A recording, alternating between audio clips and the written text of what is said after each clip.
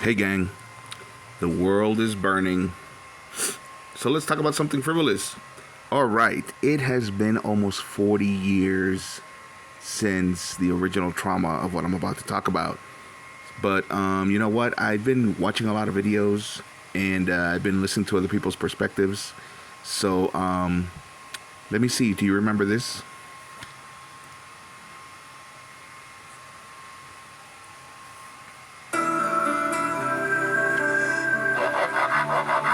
I fear the wounds are fatal.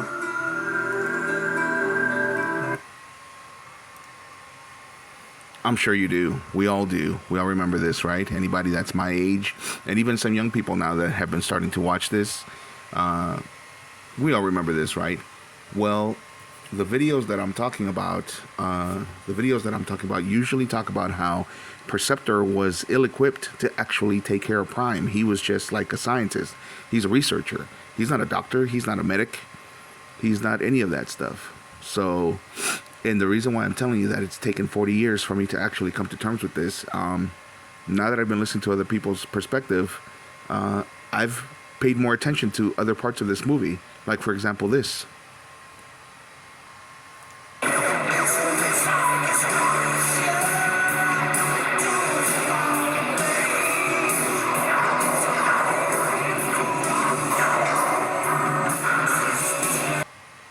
So right off the bat, one of the first people that they take out is Ratchet, the Autobot medic, the one that actually would be able to help him, that actually would be able to fix him. If you watch the series, we know that Optimus Prime has been taken down before. He was turned into a freaking alligator, and I think it was Ratchet that put him back together. If it wasn't Ratchet, then it was Wheeljack. And let's see what happens to Wheeljack in this movie.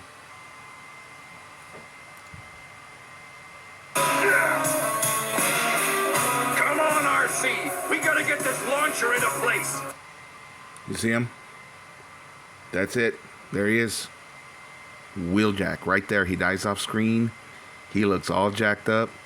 He's gone. He's gone to us. So right off the bat, we got rid of Ratchet, who's the medic, and then during the battle at Autobot City, they got rid of Wheeljack, who is the builder. Wheeljack, let's not forget, at least in the cartoon continuity, he built the Dinobots. So he's responsible, and I believe the Aerobots as well. So, so yeah, there's a reason why they killed those two off, because they were the only ones that were actually qualified to save Prime. So after all these years, this makes sense to me. This was actually smart writing.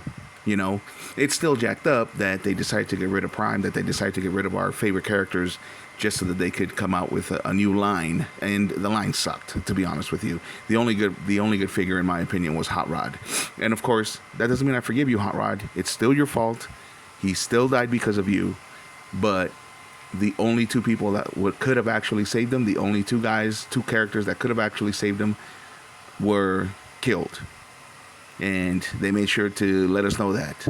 Of course, if Elita 1 had been there, she could have used her special power to slow down time. The battle would have been won. Nobody would have died. But then, of course, we wouldn't have had the entire plot of the movie.